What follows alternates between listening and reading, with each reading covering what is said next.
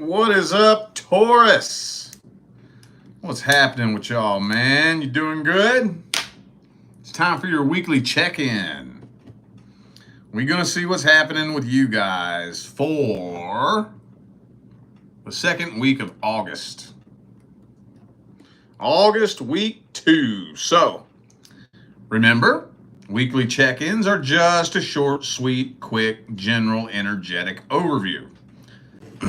If any of you need to find out how to schedule a personal reading, you can always just go straight to my website, tarotwithrich.com, or you can check the description. I have a link for it down there in the description. Okay, let's jump right into this. I don't want to babble. I just gotta fucking get this shit done. I'm a busy boy. I got a lot of work to do. A whole lot. So, let's see what we can tell you about the situation and the person you're dealing with in the second week of August. Whoa, oh, one already fell off on the floor. There we go. We got that Two of Pentacles, though. There's a few things I could say about that, but I'm gonna hold off for now. Let's get 4 shuffles. There's 1, 2. 2 more.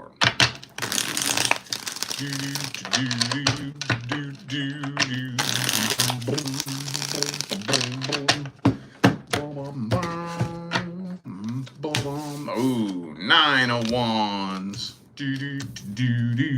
Damn, and the 7 of Wands. 9 of Swords. Well, holy shit sticks, Batman. Okay. So, you take up quite a bit of fucking space in this person's head. You know that, right? I would say you probably own the vast majority of real estate in this person's mind. They're contemplating approaching you. Contemplating it. Weighing out the pros and cons. Right? But I think they are just way too chicken shit to come forward. Way too chicken shit. They are extremely guarded. Now, I would imagine, based on this energy, it looks like things ended horribly. Did they? I couldn't, because here's the other thing. We got the Emperor reversed, which indicates that this person could just be projecting their insecurities onto you. You know? Maybe this person's just an insecure individual. I don't think I want to go as far as to say that you intimidate them. I mean, you do, but that can be a slippery thing to say, because if you intimidate somebody, the question is, why? Do I intimidate you because I'm doing something to you? Or do I intimidate you because you're insecure? I ain't doing nothing to you. Ain't no reason to be intimidated by me. You're just broken, insecure, and you view me and everybody else for that matter through a broken lens. You know, so that's where it gets a little bit slippery. But yeah, you live in this person's head. I'll say that much. Oh yeah, you sure the fuck does. Also, too, for some of you, I do think that there is somebody else in the mix. And I was gonna say that, and I decided to bite my tongue on it, but then the 3 of Cups came out. So, yeah. Some of you dealing with an Aries. I also have Virgo, could be a fellow Taurus for some of you. I also have Cancer and another Aries card. You know, it could be anybody. Those are just energies. Well, let me see how this person really feels about you. Are they in love with you? Do they miss you? Do they want to be with you? What's this person's truest, deepest feelings, energies, and intentions? Oh, shit. Death card, man. Death card, bro. Could be a Scorpio for some of you. Let's get 3 shuffles. 1, 2, and 3.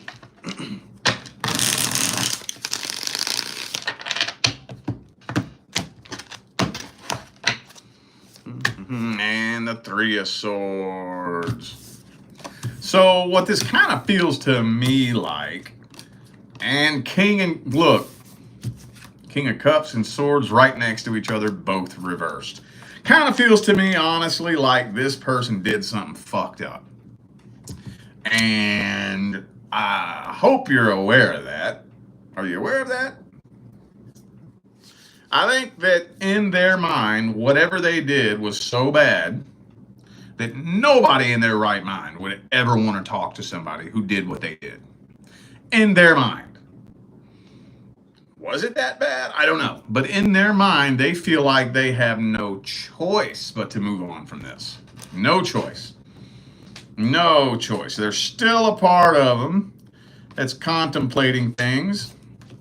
I mean, they still feel a real strong karmic tie with you. But like I said, their guard is sky fucking high. It's hard to say how this person feels at the deepest level. We got the King of Cups revert. Look. These two cards look familiar. Same two that I showed you from the last spread. I don't think I would call it love, but that's slippery.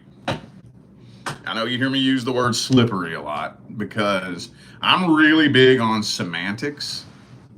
I'm really big on saying things and you understanding exactly what I mean. In the spiritual community, one of the things that digs up under my skin is ambiguity. Ambiguity can seriously lead to misunderstandings. And I try not to be ambiguous, but it is true that when it comes to energies and whatnot, the human language, it doesn't matter what language, English, German, Chinese, French, human language is very limited in regards to what we can explain with words in regards to energy, you know? So having said that, I don't think this person is in love, but the question is, do they even know what the fuck love is? That's the question. I think they love you. They think they do. But I wouldn't call it love. I wouldn't call it love. I don't have time to unpack all that here tonight, but I think they think they do. So if that counts to you, does that count? That's see what I mean when I say slippery? That's one of the slipperiest slopes in the history of slippery slopes. They're not genuinely, truly in love with you, but they think they are. And if they think they are, does that count? Anyway, this is just one hell of a fucking karmic tie. That's what this is. This is a really heavy, really intense karmic fucking tie. So let's just get the advice on this. Jesus Christ, I got a headache already, dude. I ain't gonna lie. I'm not exaggerating. I literally am feeling pain in my temples now, reading that person's energy. Let me clear the air real quick. Boom,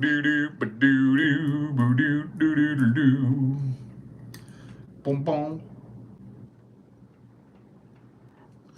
All right. Okie dokie. Let's get the advice.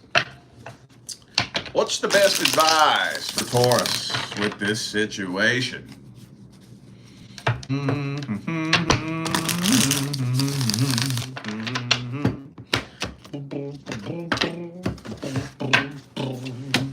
God damn, dude. 9 of Wands has come out in every spread I've pulled so far. And now it's the advice. So 9 of Wands as advice would mean don't let your guard down. Okay? There's some random miscellaneous messages here. I'm just going to kind of throw them at you. I don't think they're in any particular order of importance or anything like that. First of all, don't let your guard down. No matter what. No matter if you decide to reach out to them, if they end up reaching out to you, keep your guard up. Okay? Don't feed into any indirect attempts to try to get a reaction out of you. Don't do that. I watch people do that shit on my Facebook all fucking day long. I see both sides of it. I see people reacting to other people trying to get a reaction out of them. And I see people trying to get a reaction out of somebody and then the idiot giving them the reaction they're looking for. You know what you do when you do that? When somebody's poking you for a reaction and you give it to them, you know what that does? That teaches them how to manipulate you. That's what it does. That's what it does. So if this person doesn't want to come correct, like a grown fucking adult, meaning you come to me and you talk to me straight up about what you want to talk to me about. You approach me face to face and have a conversation with me like an adult. No hints, no suggestions, no little clandestine backhanded compliments. You just come to me and talk to me like a straight up adult. If they don't want to do that, let the tower burn to the ground. Because they need to know boundaries are to be had. Okay? Now, if they understand and accept the fact that you have rock solid fucking boundaries, then maybe we can come to the table and talk like adults and maybe meet eye to eye. You know? But don't let them play no mind games with you. And I get it, it hurts, man. I get it. I know how hard it is to be dealing with that toxic fucking manipulator who is doing everything they can to try to poke you and scare you and drag your name through the dirt and spread rumors about you and guilt trip you and shame you. I know what that's like. You got to stand there and be quiet and swallow it and bear it and stand tall. I get it. I've been there. Oh, I've been there. But you got to do it. Because they got to know boundaries are to be had. Okay?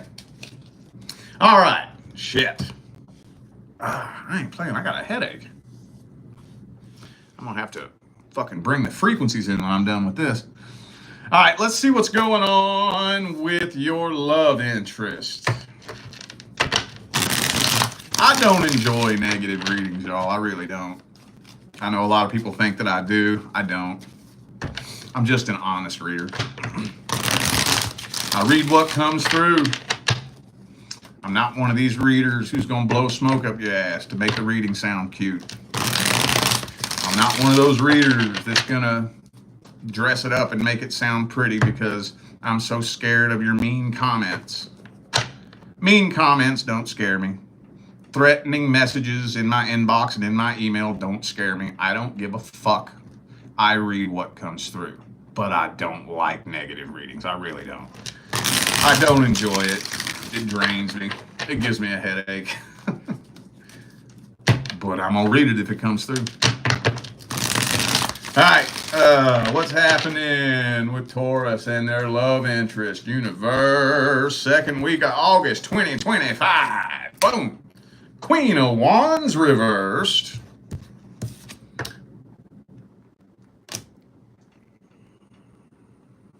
Hang on. 3 shuffles. 1, 2, and 3.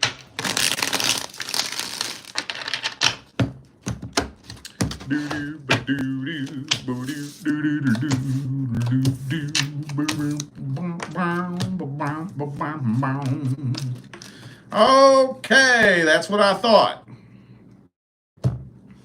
That's what I thought. We got the Queen of Wands and the Queen of Cups, both reversed.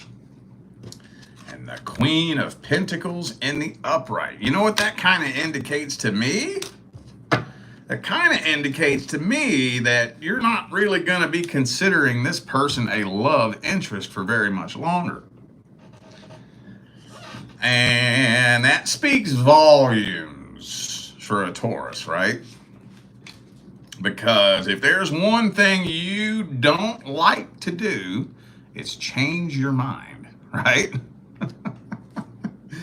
Oh, Taurus definitely don't like changing their mind, changing their opinions, changing your ways, changing the rate at which you move through the day. You don't like that, do you? Oh, no, you don't. So something has to be seriously afoot here for you to change the way you feel about this.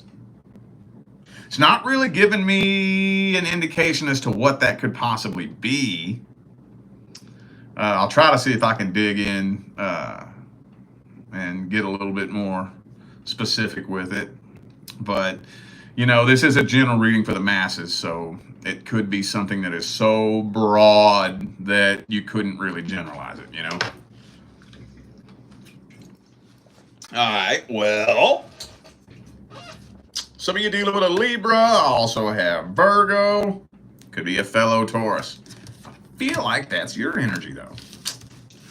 Could be anybody, y'all. Let's see this person's feelings for you. Taurus's love interest. What are their feelings, energies, and intentions?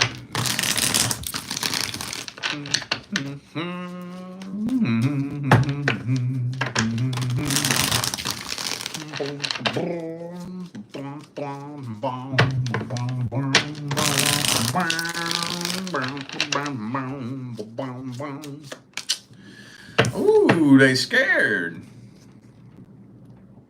This connection scares them. I didn't expect that. Two more shuffles. 1 and 2.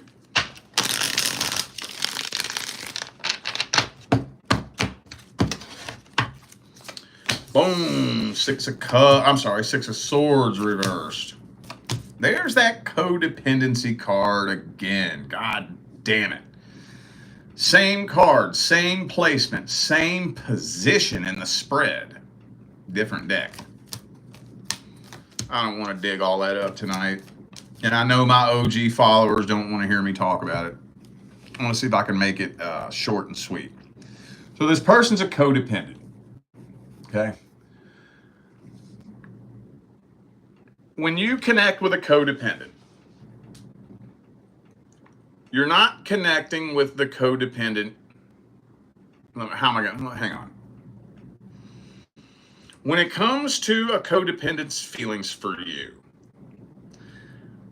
it ain't got nothing. It has very little to do with you, and it has more to do with them. It's more about how I feel. It's more about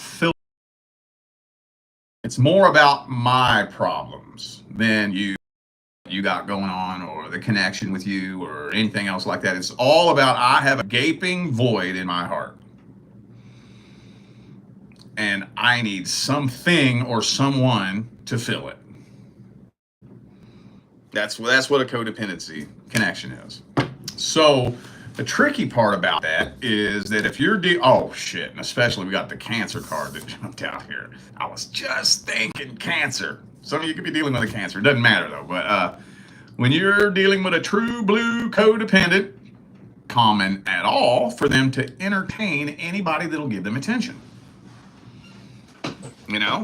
They can make you feel like the most special fucking person that ever walked the face of this earth, because they're getting really high on you, and you think, God damn, we got something special going. Holy fuck. We got something real special, something unique, something special. And then the next thing you find out, they're doing the same thing to fucking Joe Blow or Jane Doe down the street, So, at the same time, though, this, I just don't think they know what the hell they want. I don't think so. They might have a couple of different options to choose from. But why? Well, let me clarify the Nine of Swords. Why the Nine of Swords? Oh, okay. Okay. They know that in order to be with you, they're going to have to step their game up. Your average codependent, they have no interest in stepping their game up. They have no interest in improving themselves. They have no interest. All they want to do is find a solution out here to the problem in here, right? That's it. It's kind of like a drug addict or an alcoholic. Pretty much the same energy, you know? So they know that to be with you, they're going to have to step their game up. They're not looking for something they have to work for. They want something quick. I need a faceless, nameless somebody to be with as soon as possible. I ain't got time to work for this shit. I don't want to work for nothing. I want something easy, you know? It's like people who would rather go get fucking food stamps than a damn job, you know? So what the codependent you will usually do is they'll pick the quickest, fastest, easiest, and most convenient partner over the partner that would be best for them, you know? Like, say for example, they have a choice between you and another person. You got it going on, got your head on your shoulders, got a good job, responsible, you know, you got your ducks somewhat in a row, and you know, you got it. You'd have to step your game up to be with you. But being with you could really improve my life. Might have to step my game up a little bit, but oh well, anything worthwhile, you got to work for, you know? But the other person, oh, and you have a hectic work schedule, and you live 30, 40 minutes away. But on the other hand, I got this other person that just lives right down the street. They a bum, they live in their mom's basement, play video games and eat Cheetos all day, sell weed on the side for a side hustle, and they don't have a job. So that's quick and easy. That's quicker, that's faster, that's easier. I need a faceless, nameless somebody to be with me as quick and fast, as easy as possible. I'm a lonely, empty, broken fucking person, and I just need to be with somebody. So they're going to take the piece of shit. They're going to take the dog turd and turn down the diamond, is what they're going to do. So that's just a little example, a little in a nutshell example of how people like this typically tend to think, you know. So when it comes to their feelings, you see how it's kind of hard to explain. It's kind of like asking an alcoholic how they feel about vodka. I mean, as a former alcoholic myself, I used to drink 2 half gallons of vodka a day. Not 2 half pints, not 2 pints, not 2/5, 2 half gallons a day. 10 years ago, 2015, when I was 27 years old, living under a bridge in Jeffersonville, Indiana, 2 half gallons a day. You could get 2 half gallons of that cheap shit for $22. And that was my, you know, medicine for the day. And if you would ask me how I feel about it, I gotta have it. But, I hate the way it tastes. I hate the way it smells. I really don't like it, but I need it. Why did I need it so bad? Because I have so many fucking problems that I don't know how to deal with. And it distracts me from my problems. Makes me feel better about myself. Right? But if it didn't distract me from my problems, I would have no interest in that nasty tasting shit. Ain't no way I would drink that bullshit if it didn't distract me from my problems. See what I'm saying? Slippery. Slippery. Let's get the advice. Doo-doo-doo-doo. What's the advice for Taurus?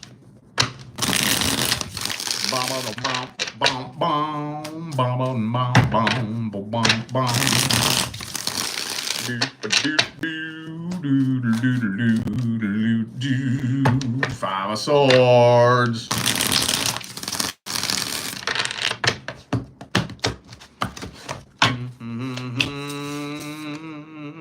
Tower card. Well, like I said in the very beginning of the spread, it doesn't really seem like this person's going to be a love interest for very much longer. I kind of feel like that needs to play itself out. I think so. For some reason, here over the past couple of weeks, I have had a handful of clients who keep coming to me asking me to read the same situation. And it gets to a point where I've already told you everything I can tell you. There's nothing new I can tell you about the situation. All I can say is draw the line somewhere. Somewhere. Because there's some situations that have to play themselves out. Right? Because there's a very valuable learning experience that's going to come from that situation. And blindly taking advice is not going to help you learn that lesson. Learning a lesson doesn't mean you're stupid. We all have to learn lessons. All of us. And if I just tell you what to do and you just do it because I told you to and you trust me, that's not going to help you. It's not going to help you. But I will say this. Be thinking to yourself, be asking yourself some questions. How long should I have to wait for somebody to change? Should somebody have to change? Did the universe pick me a divine life partner that would have to change to be with me? How many times is a person going to show me who they are before I finally accept that that's who they are? How many times does a cycle have to repeat itself before I realize that this cycle is going to continue indefinitely? These are just questions to ask yourself, all right? And those are open-ended questions. I'm not alluding to anything. I know sometimes I ask rhetorical questions. I'm not doing that. These are just seriously some things to ask yourself. Like me, let me tell you how I look at it. It's kind of hard to generalize because every situation's different, but for the very most part, I like to give second chances, depending. You know, if I see that you made an honest mistake, and I have a feeling that I'm getting to know you pretty well and you made a mistake, okay, I'll let it slide. As long as I see you genuinely putting forth effort. But here's what happens most of the time. You know what happens? I'll give you a second chance. And in your mind, you're like, I got him. I got him. And then you just do it again. You do it all over again. And then when I tell you to kick rocks, you try to come back and use the same tactics that you used on me the first time because you think that's what's going to get me to open the door because it happened the first time. Nope. Nope. Nope. Nope. Nope. Nope. Nope. Nope. Nope. Nope. Nope. Nope. Nope. Nope. Nope. Fuck you. That's the way I roll. That's the way I roll. If you make a mistake once, cool. Let me see some effort, though. I'm not saying you can never make another mistake again, but let me see some effort. If I see your eyes light up because you think, okay, I got you. I got you. And then you just do the same fucking thing again and then try to use the same tactics to win me over that you did the last time. No. Nope. Nope. Nope. Nope. Nope. Nope. Nope. Nope. Nope. Nope. Nope. Nope. Nope. Nope. Nope. Fuck you. Because I'm gonna tell you one thing. If they do it once and they do it twice, they're gonna do it a third time. And if you let them do it twice and you let them do it a third time, they're gonna keep fucking doing it. They're gonna say, I got you. I got you. Now I know what to do. It's kind of like, imagine this scenario. A thief gets caught stealing at a store, right? And he goes to the court and tells the judge, I'm sorry, whoop, whoop, whoop. I lost my job. Whoop, pulls a sad story out of his ass. And the judge says, okay, I'm going to let you go with a slap on the wrist. Do you think he's going to say, damn, man, I got lucky. I ain't doing that shit again? No. He's going to say, ooh, now I know how to play with that judge. Joey's going to go steal again. And then when he gets brought in front of the judge again, he's going to pull the same load of shit out of his ass. Oh, I'm so sorry. Whoop, whoop, whoop, boo-hoo, boo-hoo, boo. You know what I'm saying? So pay attention. What you allow will persist. If you let them do it once, and then you let them do it again, and then you let them do it a third time, they got you. They're going to keep doing the same old thing. Once you teach them the code, once you teach them the emotional combination to unlock the door, they're going to use it every fucking time. After a certain point, you got to draw the line somewhere. Nope, nope, nope. This is not turning into a cycle. Nope. So know where to draw the line, okay? All right, y'all. I feel like those were the messages that my Taurus family needed to hear. So I'm going to go ahead and end this video here. Thanks again for tuning in and playing along. Don't forget, information for personal readings is all down here in the description, all right? I'm out of here now, y'all. I will see you sometime between now and the rest of all eternity.